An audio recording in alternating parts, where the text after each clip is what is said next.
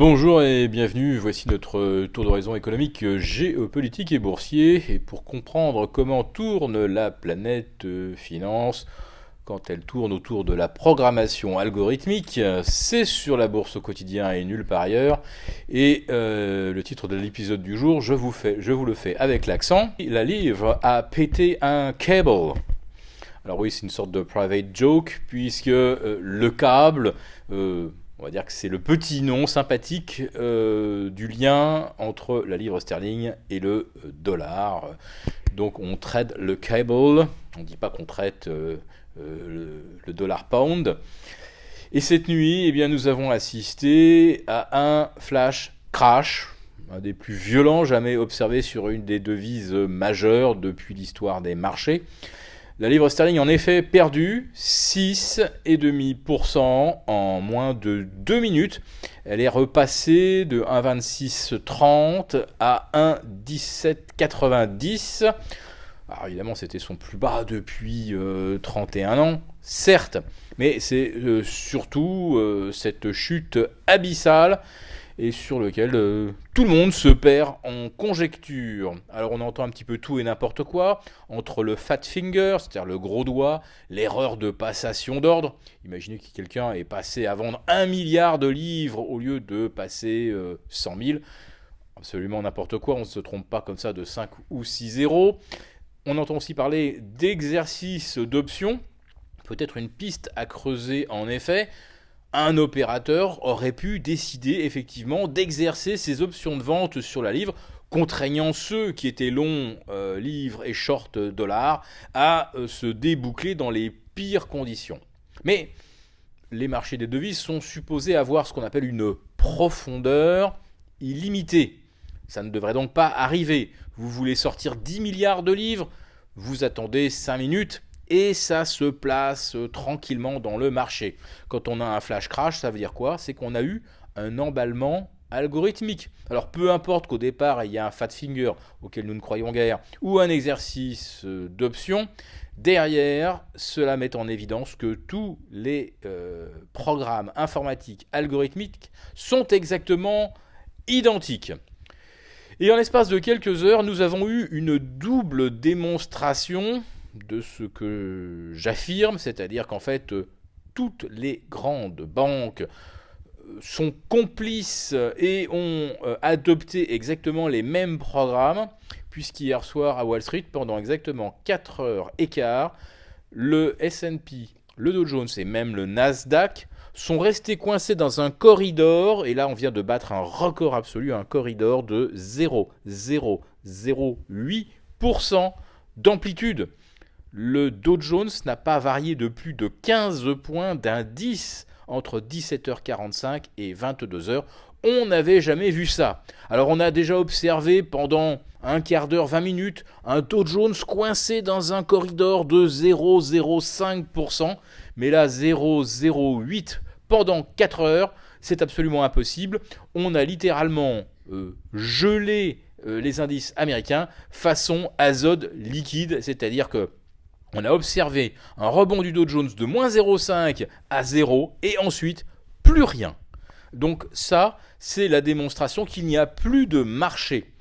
Nous avons quelques opérateurs, on peut imaginer que ce sont les obligés de la Fed, qui obéissent au doigt et à l'œil aux banques centrales, ou plutôt qui appliquent de façon stricte et disciplinée les stratégies qui ont été déterminées, ou je devrais même dire prédéterminé entre quelques banques systémiques et la Fed, et ensuite, eh bien, on déroule.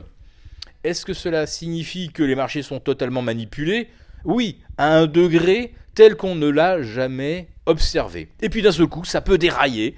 On peut péter un câble, comme on l'a fait ce matin avec la livre sterling.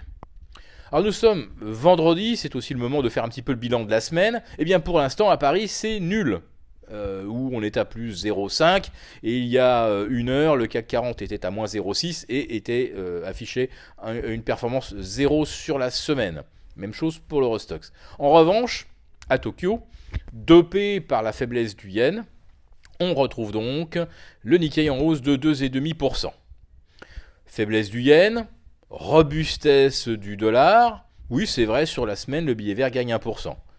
Mais est-ce que cette hausse de 1% du dollar peut justifier une baisse de 6,5% de l'once d'or, retombée de 1324 à 1255 dollars?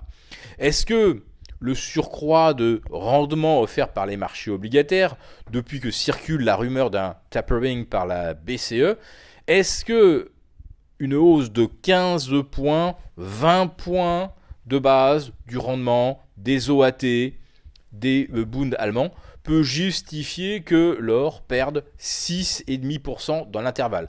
Vous voyez donc qu'il y a une disproportion totale d'évolution entre ces différentes classes d'actifs, ce qui signifie qu'il y a bien, de façon ciblée, une attaque contre l'or. Alors, qui l'orchestre?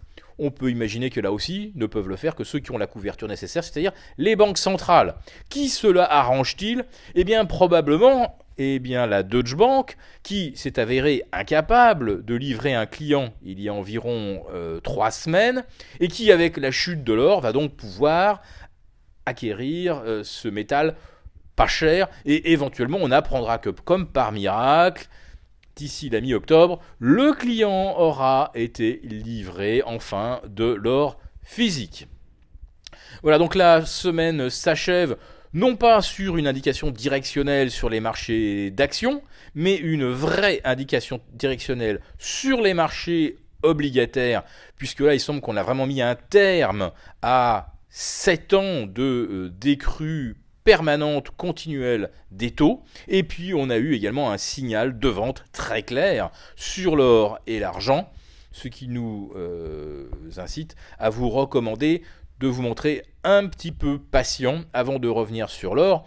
Mais quand on voit qu'une livre sterling peut se désintégrer de moins 6,5% en 2 minutes, alors que pour l'or il a fallu une semaine, on comprend que quand même à un moment ou à un autre, on sera mieux avec du tangible, de l'argent ou de l'or, de l'argent autour de 16 $, de l'or s'il revient tester la zone des 1220, qu'avec des devises ou des marchés totalement sous contrôle, et puis d'un seul coup, qui, quand les ordinateurs deviennent fous, eh bien, peuvent absolument faire n'importe quoi.